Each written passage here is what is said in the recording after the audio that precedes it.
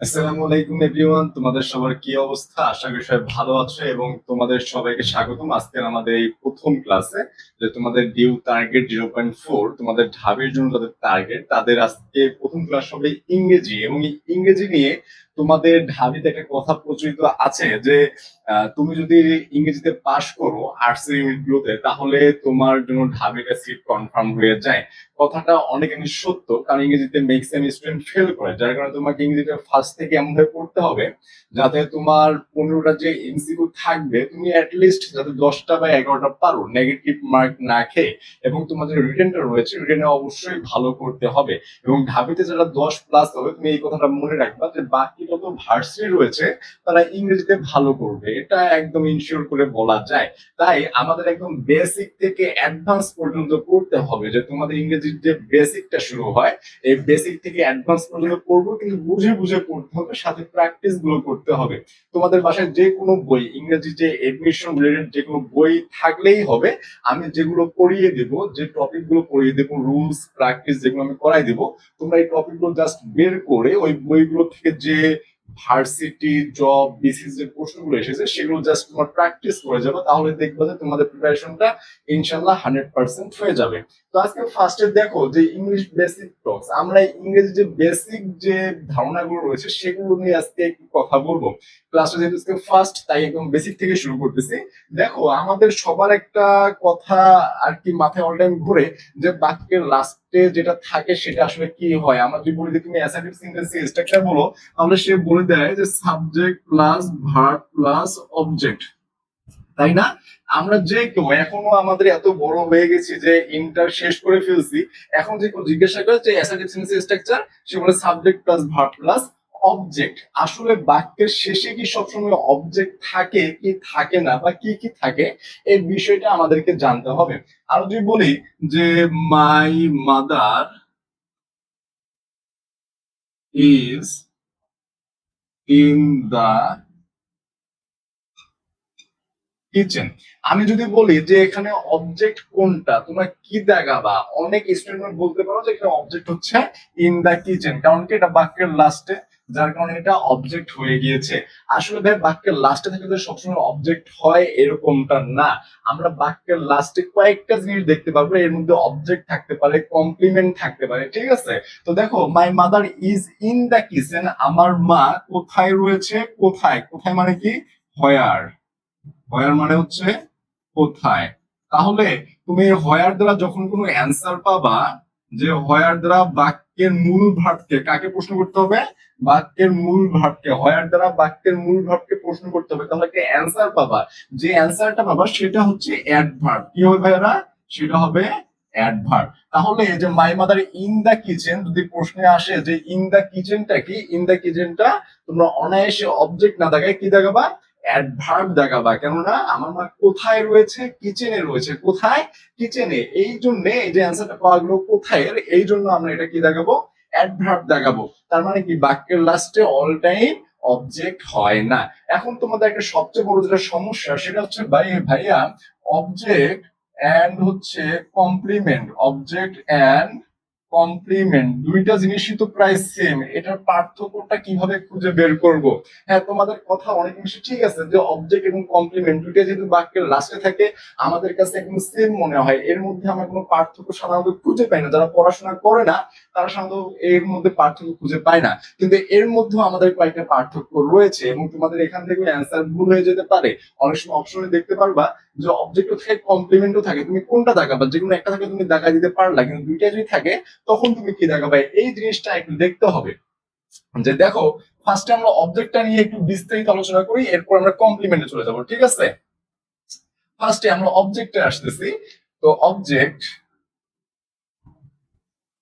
Object অবজেক্টের তোমার একটা কথা সবসময় মনে রাখতে হবে, যে তুমি বাক্যে যখন এই যে অবজেক্ট বলো অ্যাডভার্ব বলো এই জিনিসগুলো যখন বের করবা, তখন তোমাকে ডাব্লিউএইচ ওয়ার্ড গুলো মনে রাখতে হবে। এখন ডাব্লিউএইচ ওয়ার্ড গুলো কি কি দেখো, ডাব্লিউএইচ ওয়ার্ড হচ্ছে 9টা। কয়টা? 9টা। এর মধ্যে দুইটা ওয়ার্ড হচ্ছে হোয়াট এন্ড হুম। কি কি? What and hmm. হোয়াট, আরেকটা হচ্ছে হুম। এখন দেখো এই দুইটা নিয়ে হচ্ছে আমাদের অবজেক্টের কাজ, হোয়াট এন্ড হোম নিয়ে। তুমি জাস্ট কয়েকটা বৈশিষ্ট্য মনে রাখো যে বাক্যের মূল ভাবকে তোমরা অবশ্যই খাতা নিয়ে বসো এবং খাতার মধ্যে এই জিনিসগুলো নোট করে ফেলো। বাক্যের মূল ভাবকে কি অথবা কাকে, কি অথবা কাকে অর্থাৎ হচ্ছে হোয়াট অথবা হুম দ্বারা প্রশ্ন করলে যে অ্যান্সার পাওয়া যায় তাকে অবজেক্ট বলে। অর্থাৎ দেখো বাক্যের মূল ভাবকে কি অথবা কাকে অর্থাৎ হচ্ছে হোয়াট এন্ড হুম, এই যে হোয়াট এন্ড হুম রয়েছে ডাব্লিউএস ওয়ার্ড, এই দুইটা দ্বারা যদি বাক্যের মূল ভাবকে প্রশ্ন করো তাহলে যদি অ্যান্সার পাওয়া যায় সেটা হবে অবজেক্ট। আর তুমি যে অ্যান্সার না পাও, এই যে তুমি যে অ্যান্সারটা না পাও তাহলে সেটা কিন্তু অবজেক্ট হবে না। এবং এখানে আরেকটা জিনিস রয়েছে সেটা হচ্ছে যে ট্রানজিটিভ ভার্ব। কি ট্রানজিটিভ ভার্বের বাকি অংশ।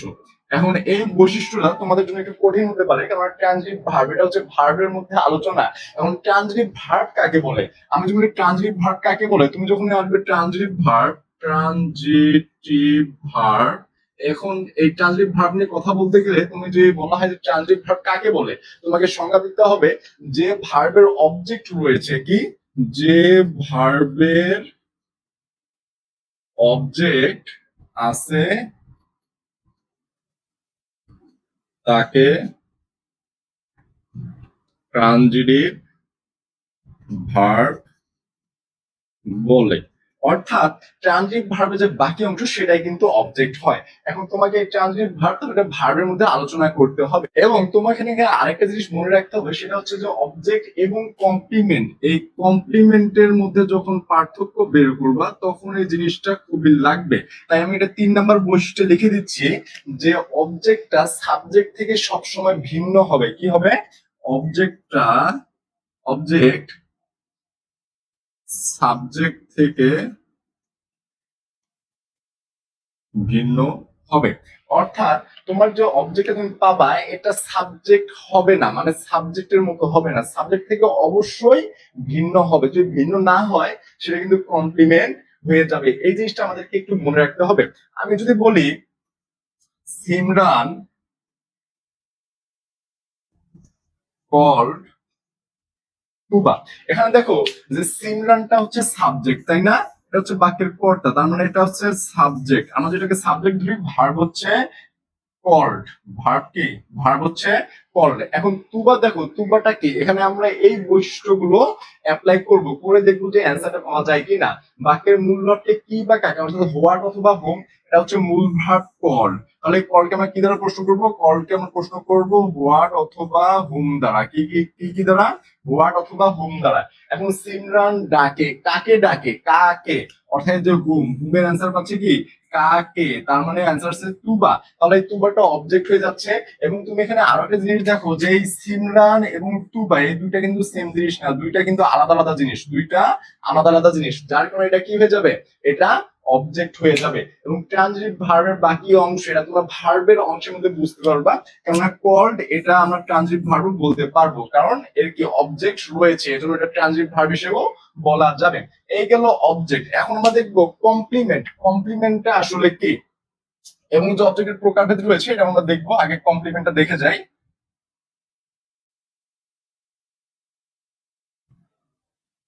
এখন দেখো, এখন যদি আমরা কমপ্লিমেন্টটা দেখি যে কমপ্লিমেন্টটা আসলে কি।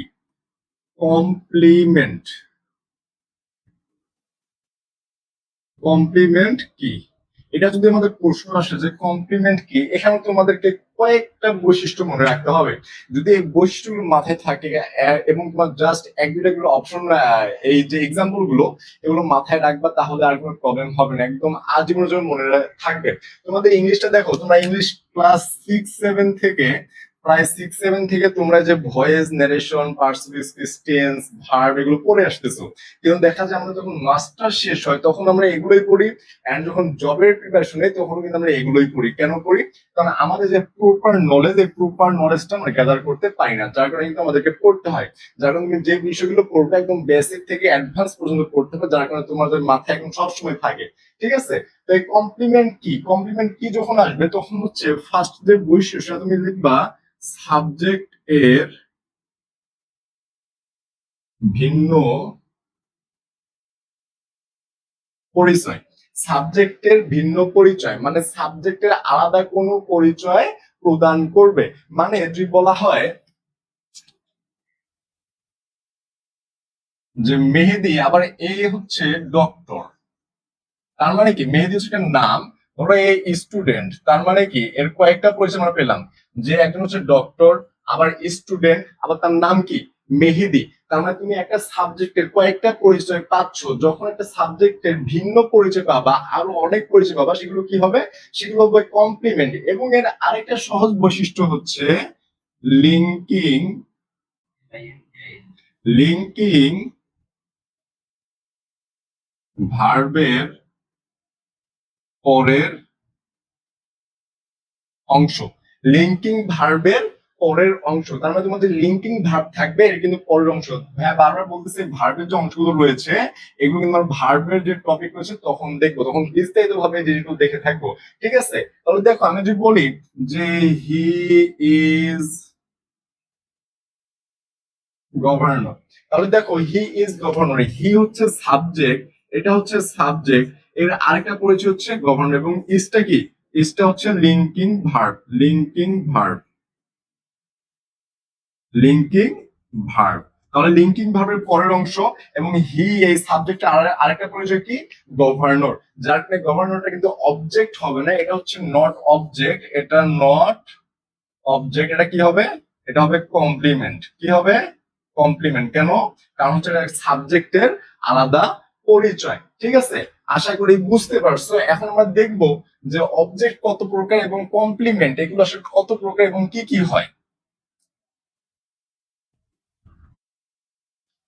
যখন আমরা অবজেক্ট লিখবো, অবজেক্ট প্রধানত দুই প্রকার। কয় প্রকার? দুই প্রকার। সেটা কি কি? সেটা হচ্ছে একটা ডিরেক্ট এবং আরেকটা হচ্ছে ইনডিরেক্ট। কি কি? ডিরেক্ট এবং ইনডিরেক্ট। আমরা অবজেক্ট বের করা শিখছি কি দিয়ে? যে বাক্যের মূল ভাবকে হোয়াট এন্ড হুম, এই দুইটা, যেহেতু এখানে আমরা দুইটা দিয়ে কোশ্চেন করব, তার কারণে অবজেক্ট হচ্ছে দুই প্রকার। এখন কোনটা ডিরেক্ট এবং কোনটা ইনডিরেক্ট? যেটা ডিরেক্ট সেটা হচ্ছে বস্তুবাচক। কি বাচক? বস্তুবাচক। ডিরেক্টটা হচ্ছে বস্তুবাচক, এবং তুমি ডিরেক্টটাকে তুমি কি দ্বারা প্রশ্ন করবা? হোয়াট। হোয়াটটা হচ্ছে ডিরেক্ট। এবং যেটা ইনডিরেক্ট এটা হচ্ছে ব্যক্তিবাচক।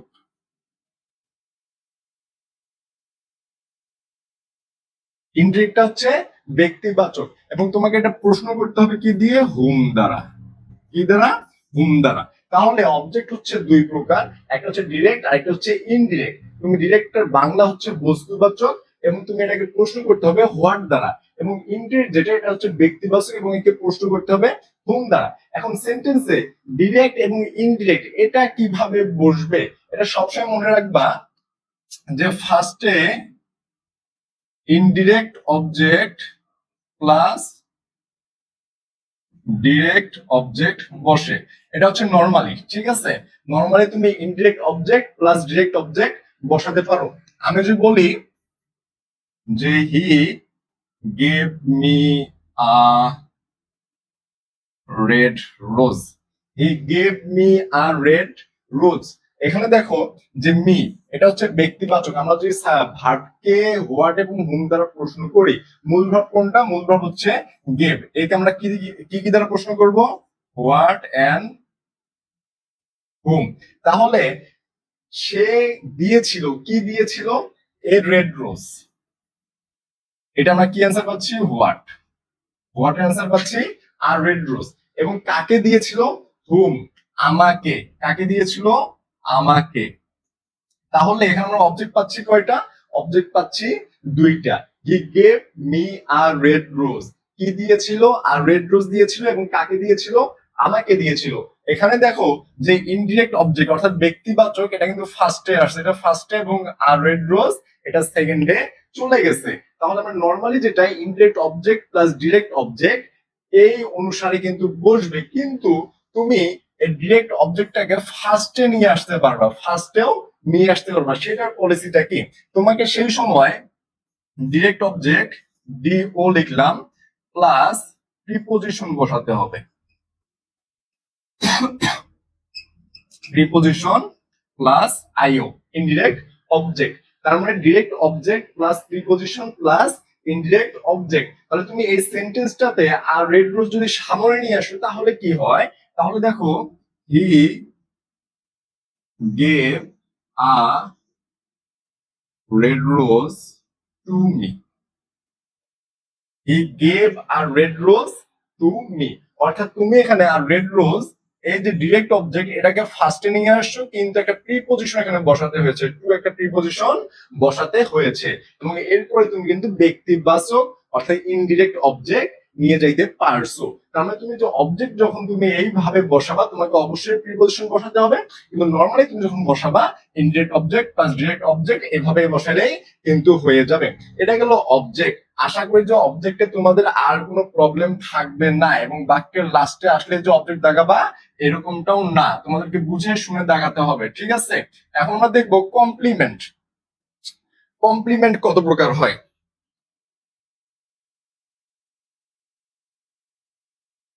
কমপ্লিমেন্ট কমপ্লিমেন্ট সাধারণত হয় তিন প্রকার: নাউন কমপ্লিমেন্ট, অ্যাডজেক্টিভ কমপ্লিমেন্ট, আরেকটা হচ্ছে অ্যাডভার্ব কমপ্লিমেন্ট, ঠিক আছে? এখন নাউন কমপ্লিমেন্ট এটা হচ্ছে নাম বুঝাবে, অর্থাৎ নামের আরেকটা পরিচয় সেটাও কি হবে, নাম হবে। আমরা বলছিলাম না যে হি ইজ আ,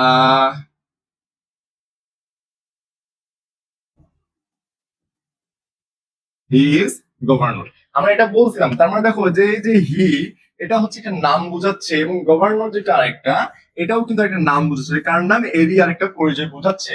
যার মানে এই নাউন কমপ্লিমেন্ট যেটা সে কিন্তু অবশ্যই একটা নাম হবে, যেহেতু এটা একটা সাবজেক্টের আরেকটা পরিচয় এবং সেটাও নাম, সেটাকে আমরা বলতে পারি নাউন কমপ্লিমেন্ট। এবং অ্যাডজেক্টিভ কমপ্লিমেন্ট যখন আসবে, অ্যাডজেক্টিভ ভাই অ্যাডজেক্টিভের কাজটা কি, অ্যাডজেক্টিভ দ্বারা আমরা কি বুঝি, এটা তোমরা সবাই জানো। অ্যাডজেক্টিভ দ্বারাই আমরা বুঝি যেটা নাউনকে মডিফাই করে। কাকে মডিফাই করে? নাউনকে মডিফাই করে। কাকে মডিফাই করবে? নাউনকে মডিফাই করবে। এবং যখন অ্যাডজেক্টিভ কমপ্লিমেন্ট আসবে এটাও কিন্তু সেম, তুমি দেখতে পারবা নাউনকেই মডিফাই করবে। কিরকম এটা?